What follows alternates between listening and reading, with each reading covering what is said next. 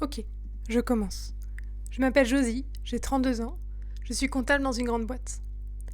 Bon, ensuite, je suppose que je devrais vous raconter ma journée. Jusqu'à la pause café, tout allait à peu près bien. Et puis ça a recommencé. Il était là, assis sur la machine à café.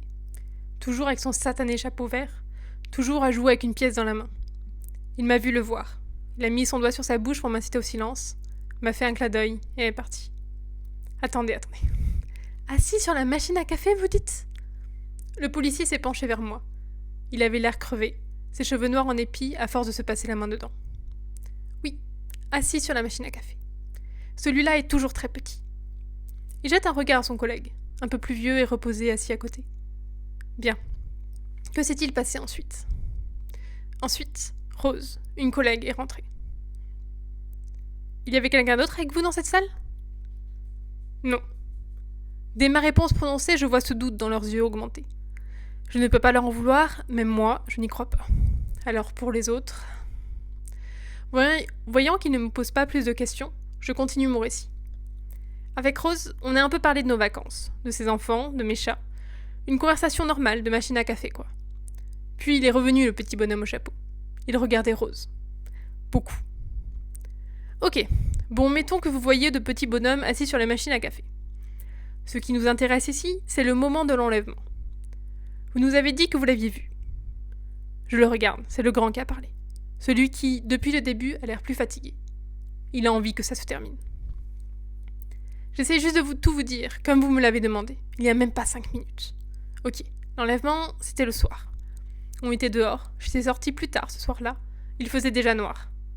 Un seul lampadaire était allumé, près de ma voiture. Je pensais être la dernière, mais quand je suis arrivée dans le hall de l'immeuble, j'ai entendu la voix de Rose.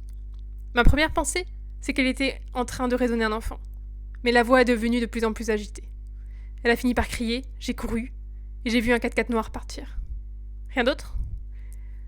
Si, mais vous n'allez pas aimer ça. Ses sourcils se sont levés. Il y avait un autre petit bonhomme vert, pile sous le lampadaire. Il m'a vu, m'a salué en soulevant son chapeau et en clignant des yeux, puis est parti. Ok. Et après ? Après, je sais comment récupérer Rose. Les deux lèvent la tête. Je sais que vous n'allez pas le croire, mais ils ont fait une demande de rançon. Les lutins ? Oui, les lutins. C'est parce qu'il leur manque de l'or qu'ils ont kidnappé quelqu'un. Ils veulent faire pression sur cette personne pour qu'elle leur rende leur or. Ok, maintenant vous allez nous dire que c'est vous qui avez l'or, c'est ça. Cette fois-ci, c'est le plus vieux qui a parlé. Je baisse les yeux. En quoi l'enlèvement d'une collègue peut perturber votre vie ? Me demande l'anxieux. Je n'ai pas vraiment d'amis et j'ai parlé des lutins à personne, à part elle. Elle ne m'a pas ri au nez. Je ne pense pas qu'elle m'ait cru, mais au moins, elle n'a pas de suite pensé que j'étais folle. Ok, et du coup, la demande de rançon, c'est quoi ? Il y a un lieu de rencontre ? Il demande de façon insistante. Ce soir, sur le parking du supermarché. C'est là où je dois me rendre. Le policier qui est plus calme, plus posé, me regarde tranquillement. Il réfléchit. Bon, il dit, on va être clair. Je ne crois pas vraiment à votre histoire. Mais s'il y a un échange d'argent, pour la sécurité de Rose, ne serait-il pas mieux que l'un de nous vienne avec vous ? Franchement, on ne va pas non plus offrir la protection à tous les illuminés qui passent. C'est l'autre policier. Il se regarde. Je suis choquée. Je pensais qu'il était juste fatigué. Je n'imaginais pas qu'il deviendrait méchant. On n'a pas trop le choix et surtout pas d'autres pistes. Ça va faire 48 heures que Rose est portée disparue. Il va falloir se dépêcher. Tu la connais, c'est ça ? Le policier sympa me regarde en haussant les sourcils. C'est la première fois que je rencontre madame. Non, Rose, tu la connais ? C'est pour ça que tu es si impliquée dans cette enquête. Le policier sympa me regarde puis regarde son collègue. Il finit par me lancer un dernier regard et prend son collègue par l'épaule pour aller dehors. J'entends juste des bruits étouffés venir du couloir, puis le policier stressé re-rentre dans la pièce. Bon, on a pris une décision. C'est moi qui vais vous accompagner. Le rendez-vous est à quelle heure ? Je le regarde interloqué. Ça aurait été facile. C'est à 23h, au parking près du supermarché. Ok, on se retrouve là-bas. Vous pouvez y aller. Le soir, je me retrouve sur le parking du supermarché. L'autre policier est là, comme il l'avait annoncé. Il a l'air encore plus fatigué qu'avant.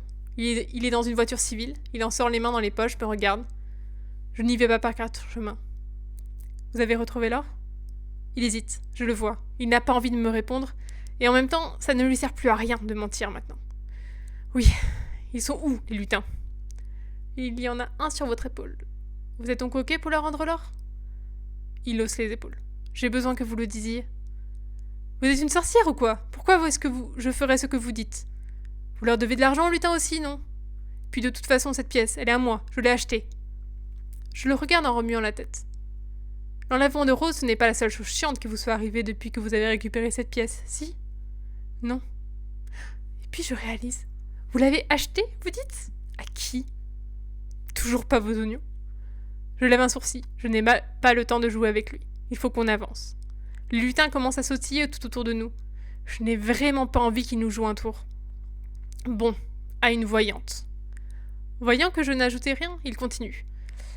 Elle m'a dit qu'avec cette médaille, je pourrais séduire n'importe qui. Il suffirait de la porter autour du cou. Je soupire. Ces sorcières de coin de rue commencent à sérieusement me courir sur le haricot. Et puis je comprends. C'est Rose, c'est ça? C'est elle que vous cherchiez à séduire? Un des lutins ricane. La plupart ont des sourires narquois sur leurs lèvres.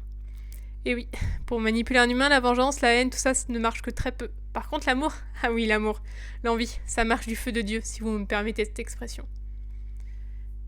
Et comment je sais que vous ne m'arnaquez pas, au fait? Il s'est redressé et me regarde bien droit dans les yeux. Le lutin sur son épaule est tombé, d'ailleurs. Vous pourriez avoir organisé ce kidnapping et avoir fait tout ça pour récupérer l'argent. Vous faites comme vous le sentez.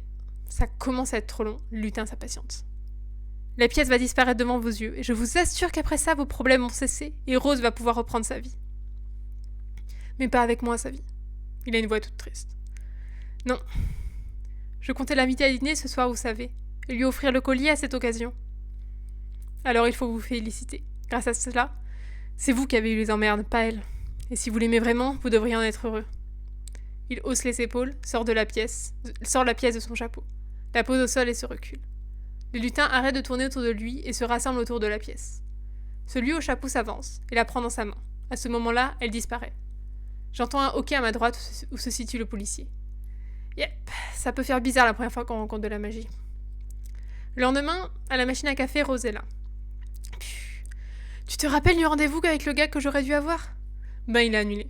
J'ai reproposé pour ce soir, mais il a préféré ne pas donner suite.